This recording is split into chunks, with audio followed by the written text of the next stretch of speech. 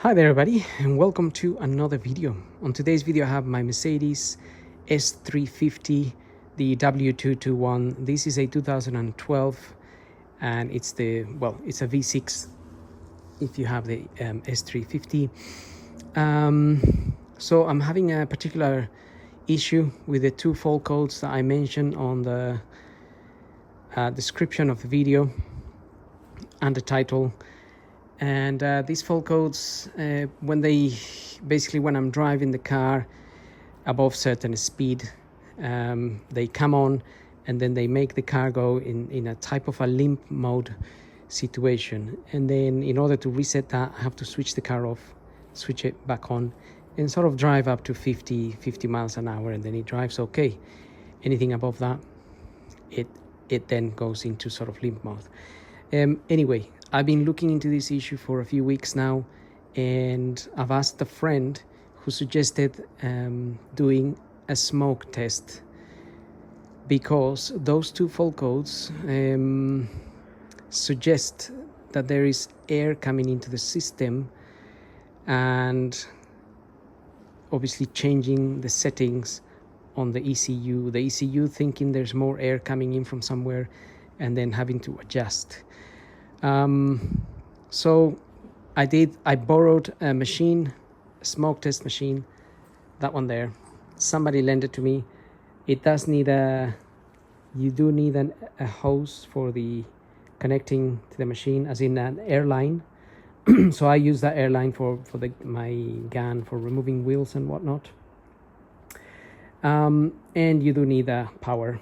I'm using a power device there. You could use a battery. It's like a 12-volt thing. That particular one is a snap-on, so I guess it's expensive. Don't want to break it because it belongs to someone else. Anyway, let's do this smoke test and see where this if there is a smoke coming out of somewhere. So that's what we're doing this for. Now, what I've decided to put the machine myself in this car, it's where the map sensor is. So if we take this cover out, this cover just pops out. You would know if you have one of these and you have to work on it. If you haven't, then it pops out. Then the sensor I'm talking about is just sitting here, just there. So I've already removed the screws from it, but I'm going to show you how to get to those screws. And basically what we need to do, it's remove with an E10. You need to take out two screws or bolts. These two bolts, they are E10, and E10 is like a reverse Torx. So I already removed that one there, and that's why that is loose. I'll go to them. And I already removed the two Torx screws that hold that sensor in place as well.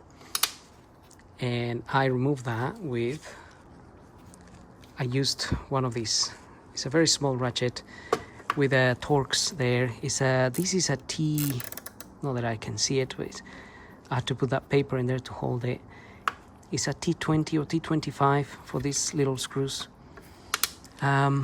So once you undo those two, you'll be able to move this cover back to one side, and then you'll be able to access the screws. If you move that a little bit, one of the screws is just sitting there and the other one's just sitting at the top, and then you'll be able to pull these out like so, and that comes out. You can see where the screws goes, and that's our sensor there. We can just put it to one side. So now we have access to the hole. So that hole there, it's where you put the smoke machine. Then the smoke machine pumps smoke into the intake system, and then it sort of starts coming out of somewhere if there's a leak. So let's do that. Let's get this going. Let's make sure that we have smoke coming out of here. So I've got my air line connected there. I've got 12 volts there, and then we switch it on here, and hopefully that starts making smoke. So there we are. You can see smoke there. So now I'm gonna put it in that hole, and hopefully we can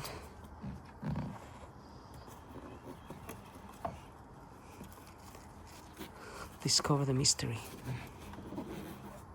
Right, we just have to hold it in there a few seconds, and then we're just watching out for basically smoke, and I can already see some smoke coming out here. You can see that. So, and that is coming from down here.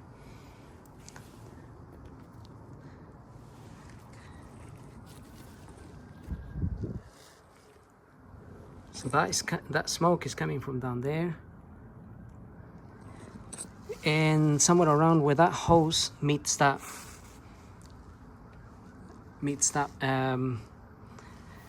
intake hose connects to the throttle body there. So I did a live on this, and I already know where the crack is, but I want to show you the procedure that I did in order to find this out. So what I've done is I opened the little clamp for this hose in order to be able to move this hose a bit, so I can show you that crack there. Can you see the crack? Let me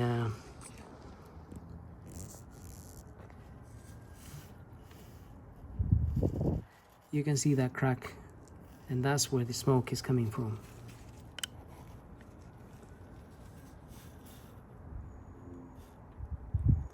A massive crack there on the side of the intake. That one there.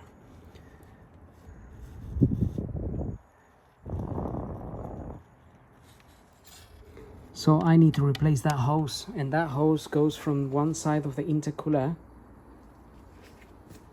to the throttle body. So it's a hose that it looks like a swan neck or something like that. It just goes like this down and like that. You can see the smoke. So this machine, this smoke machine is amazing. It really helps. I've been trying to diagnose this issue for weeks now, and I was thinking it was all sorts of things: sensors, airflow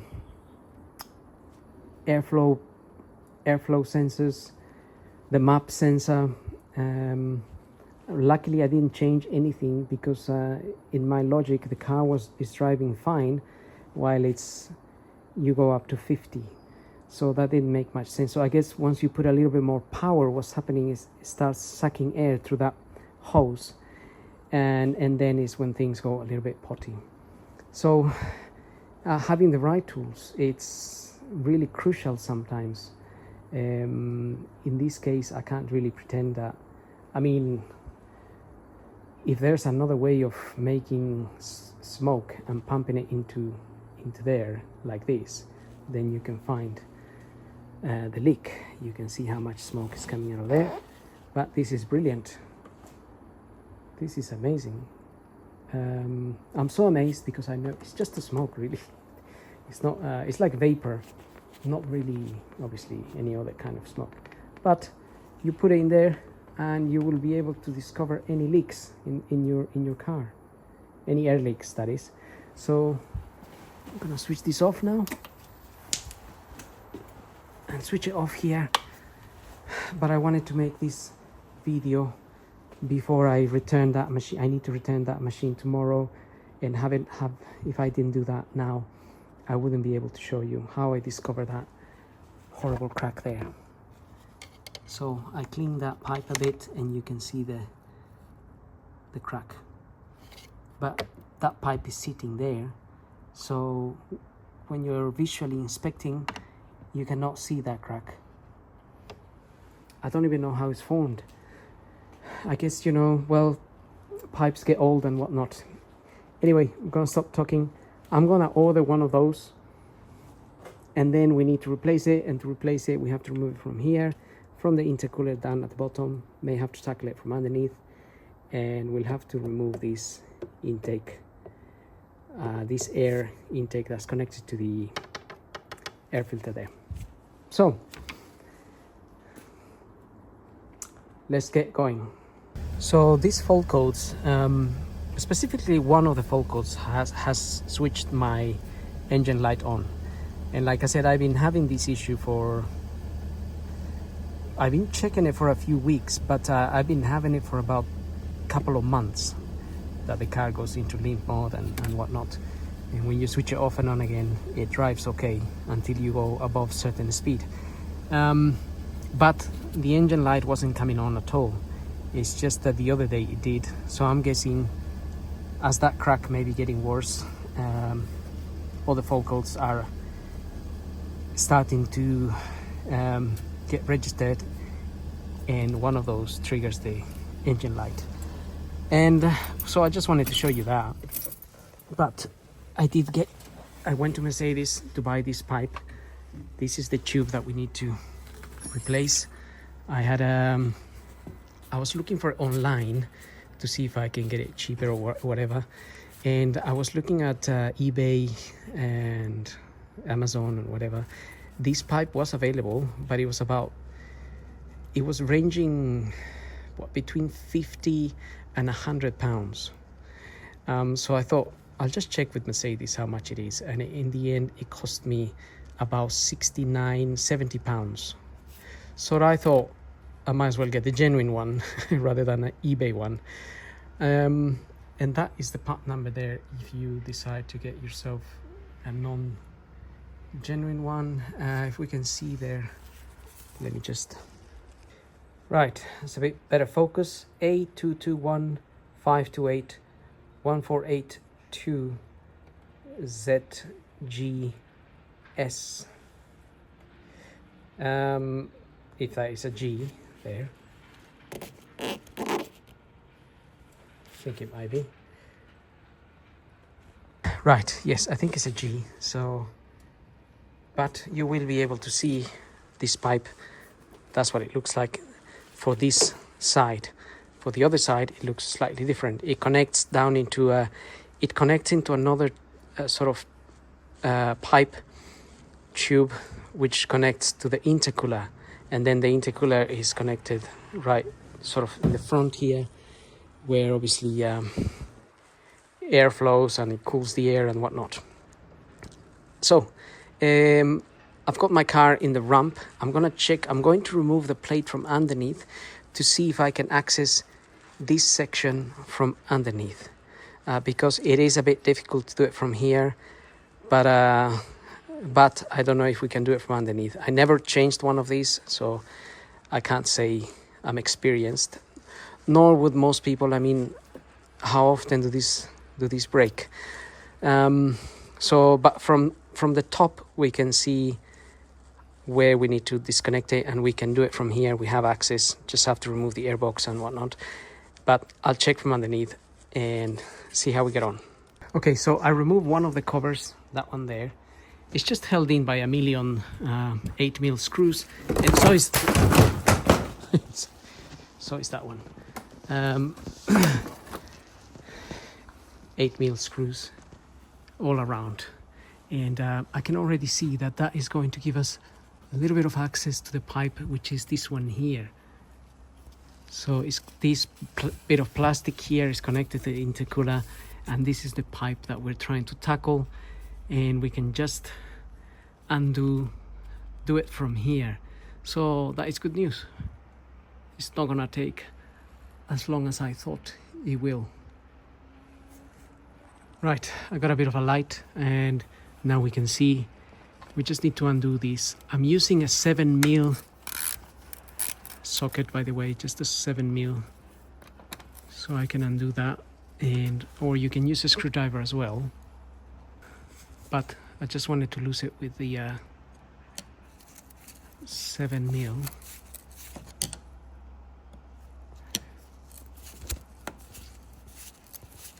We can undo that, and the new pipe comes ready fitted with one of these Jubilee clips, so we don't have to be messing around with that.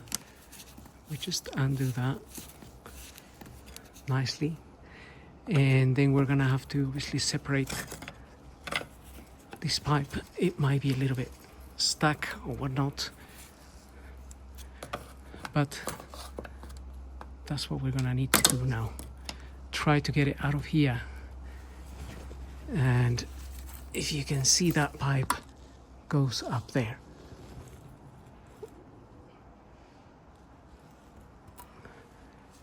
Right, so I'm just gonna mess around a little bit trying to separate it now and then show you. Okay, after having had a look at what might be the best way to remove these, I've loosened it with my screwdriver, so that hose there is now loose, so I'll be able to pull it out easily. But the best way to do it will be to, I think, loosen the top first, and then we can pull this section out. But it's already loosened from the, it's not stuck. Usually the rubber gets stuck to the other side of your connection, but now I've loosened it. Just run your screwdriver all around like this, and that is going to loosen it. So this is how I save you money. I do the investigation and show you the best way to do it, and which is why you should subscribe to my channel. And if you want to become a member, you can do so, and that will support me a little bit as well, and I can bring you more videos. But now I'm going to lower the car and remove the pipe from the top. Right, let's get this pipe off. Just gonna take this cover out. And we want to remove this side of the air filter.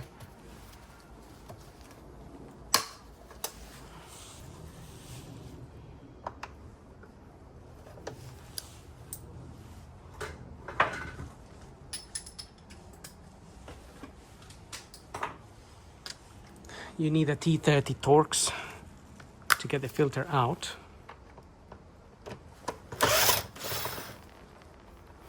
Remove those screws.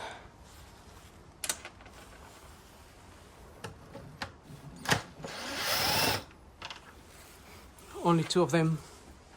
Then with an E10, which is a reverse Torx, we need to remove one of the bolts that is just behind here.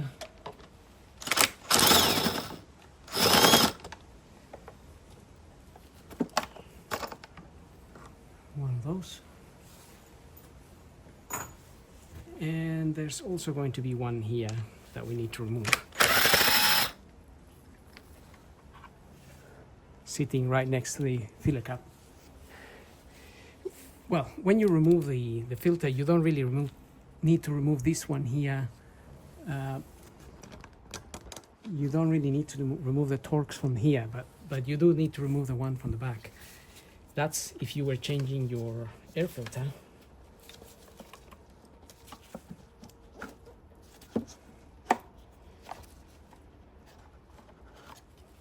Which I already did in this car this year.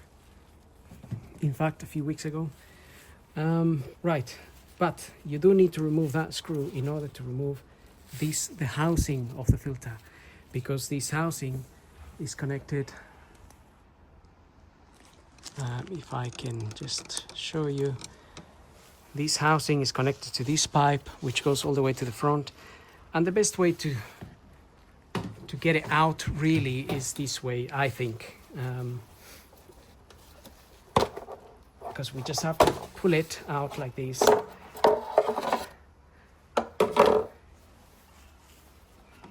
And like so.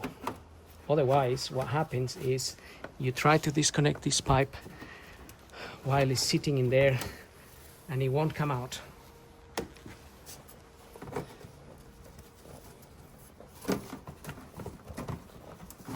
And then you may have to bend it in ways that you don't want to. So, there we are. A bit fiddly to come out really, but comes out safely and unbroken. And now we have our hose here. It's right here. That's what we want to access.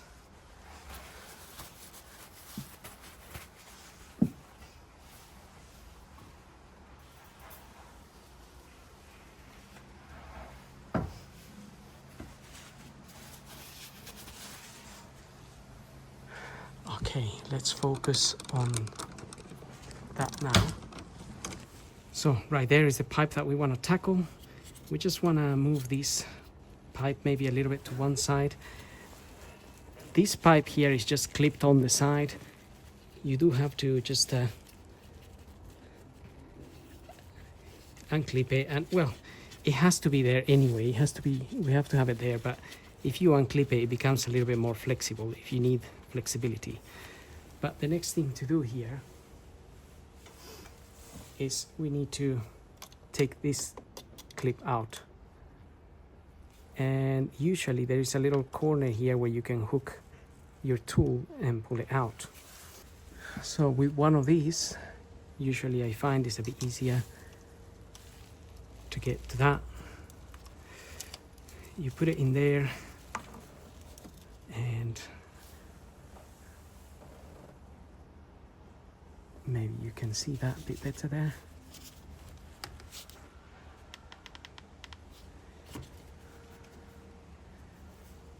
You can see my tool in there, and just wanna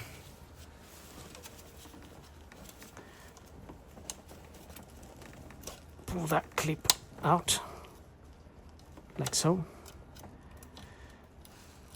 You can see how it came out one side. I'm not sure it came out the other, but we'll check that now.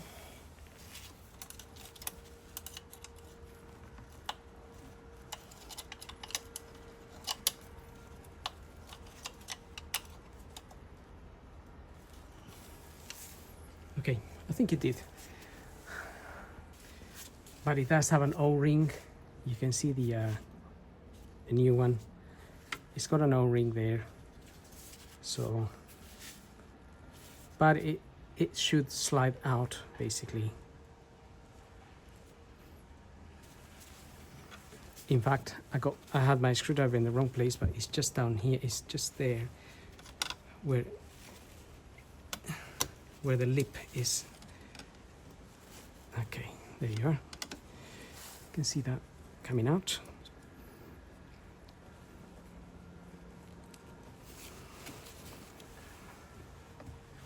Maybe the help of another screwdriver.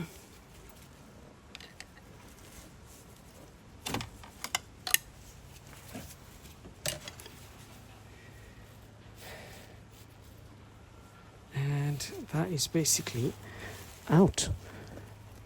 And you can see how it moved. It moved because it's loose at the bottom. So we should be able to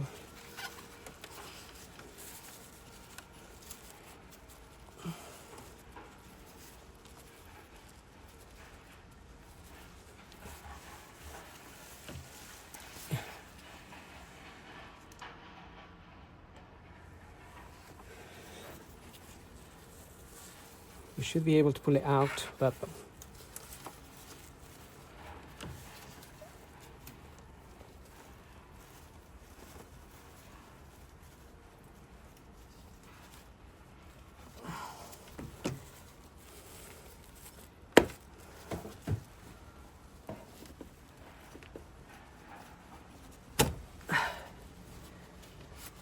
okay, came out.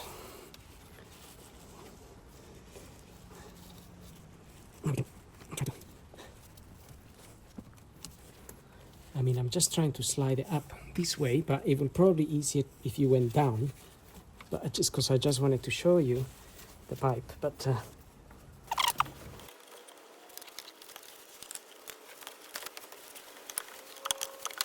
yeah, I would say if you take it out,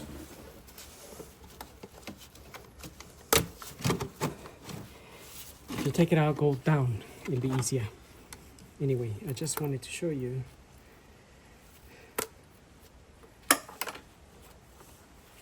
the pipe and also the crack. That's where the crack is.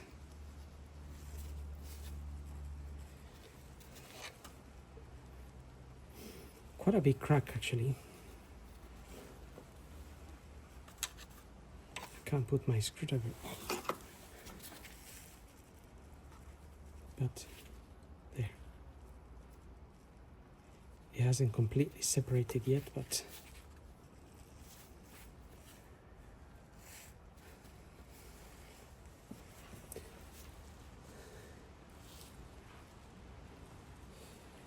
And now we have our new pipe. So I think what I'll do is I'll try to push it up from underneath, and I would suggest putting a little bit of multi-purpose grease or a little bit of oil around this O-ring so it can slide in easily up here. Right, I am underneath again. I am going to try to fiddle this in through here. I was thinking it might be easier, but I'm not entirely sure now. Okay, maybe actually, it might be okay. One tip, I put a bit of multi-purpose grease around here as well, and on the O-ring that goes at the top. That will help you a lot when pushing these things in. It really helps. So by now, I'm pretty much sure you figured out what you have to do. If I have any struggles, I will film and let you know. But otherwise, it is going to be a little bit of getting this pipe up there and pushing it into where it's supposed to go. And then all we have to do is tighten it.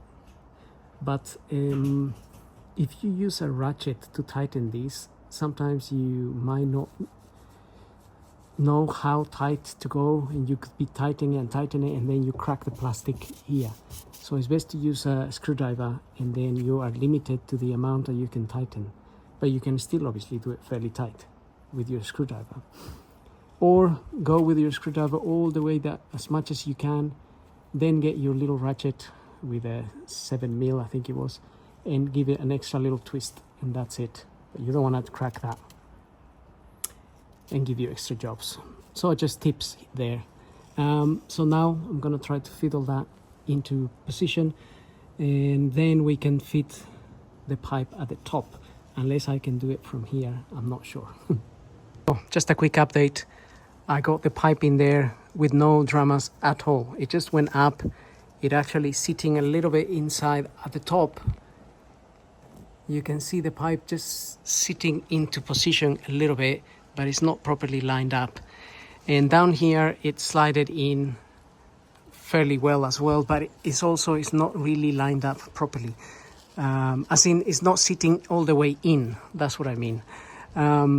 So what I want to do first is I want to put the top, make sure it's sitting properly and clipped on, and then this will be easy to line up, to push in all the way in, and then we are going to tighten it. If I tighten it now, it's going to be at the wrong angle. So I'm going to lower the car now and fit the top. Right, we can see our pipe just sitting there.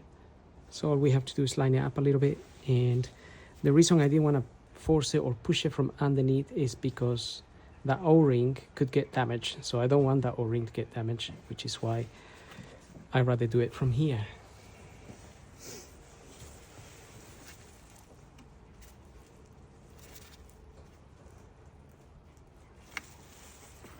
And that is going in quite nicely.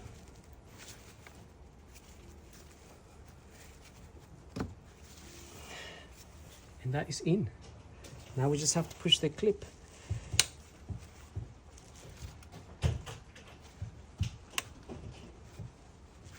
Back in and make sure that is sitting nicely.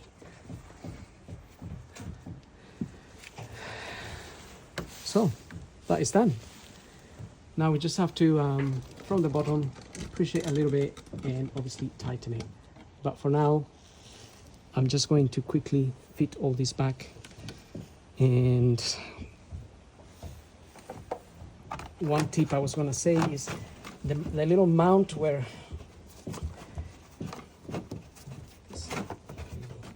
these are quite tricky.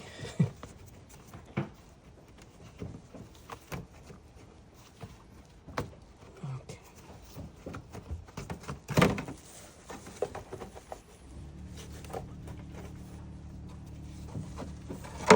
These little mounts here, if you put a little bit of grease on them, they sit in quite nicely, a bit easier. So I just put a little bit of grease or a little bit of oil, and then this will sit in there a lot nicer.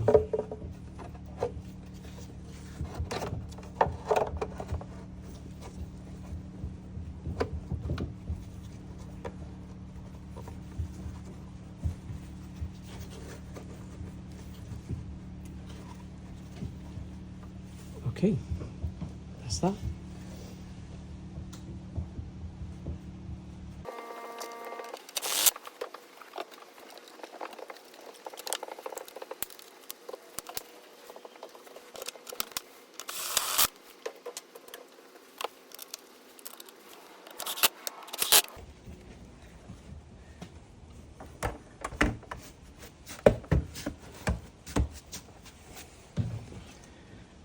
Job done up here. Now get to the bottom and tighten the hose at the bottom. Right, it was easy now for me to push that hose all the way in, and I've already tightened the Jubilee clip there with my screwdriver as much as I can, like I said, but I think that will be enough to create the seal that is needed for this hose. So I'm using that kind of flathead screwdriver. That will be enough. I'm not going to use my ratchet on that. And now I'm just going to fit the covers, lower the car, and we can clear the fault codes, take the car for a little drive and see how it behaves. Right, got the car down. Now I'm just going to start the car quickly, make sure there isn't any obvious nonsense or anything that I may have forgotten.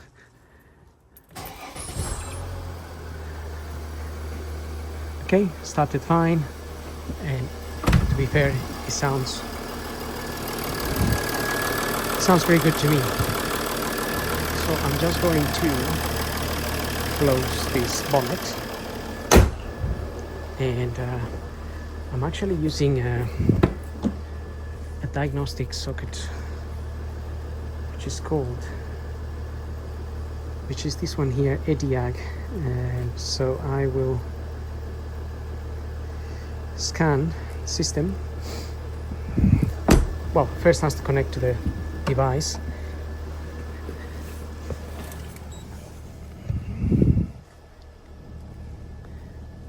and it's looking for the chassis and whatnot, connecting to the little device. It's a Bluetooth device. I'm just using an old iPhone here.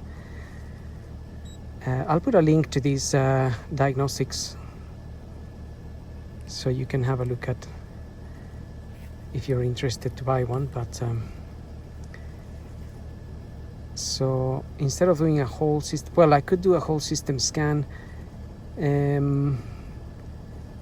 It can take a little while because I do have some fault codes for the transmission, because every time the car went into, let's do a system scan, every time the car went into limp mode, it generates a fault with the transmission as well. So that's going to scan, and then we'll get back to it. Right, so I'm just checking the fault codes. One of the fault codes has disappeared by itself because it's no longer there. The ones that I showed you at the beginning, and that's the one that remains. So that's the one we're going to clear, which is probably the one causing the engine light to be on, and I'm going to clear that. So when I press yes, that engine light is gone, but it does ask you to switch the ignition off. This is always typical with Mercedes. Off and then ignition on, and then it removes the fault properly. Sometimes if you don't do that, it doesn't really clear the fault properly. Okay, confirm, read fault codes, no fault codes. Now if I go back here again, if I go to transmission, we'll just see if there's anything there.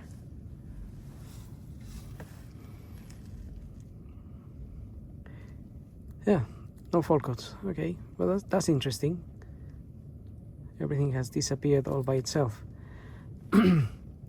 Right, so I should have really done a health report, but because that's going to check the car for fault codes. What I'm going to do is I'm just going to take the car for a quick test drive and make sure that that particular fault code doesn't come back. If it does, I will report it, or maybe the video won't exist because I will have to find out if there's any other issues. However, that was a pretty big issue, that crack. So I'm pretty confident we won't find any other surprises. But like I said, if there is, I will put it on the video, if the video exists. Otherwise, I hope the video helps. Don't forget to like, follow, subscribe, and we'll see you all in the next video. And thank you for watching. That's all that come out because the system is checking everything. And I'll put a link to the tools that I've used, but like I said, that pipe, I can't really add a link for the pipe because I bought it directly from Mercedes. So you could get that directly from Mercedes as well. Thank you for watching.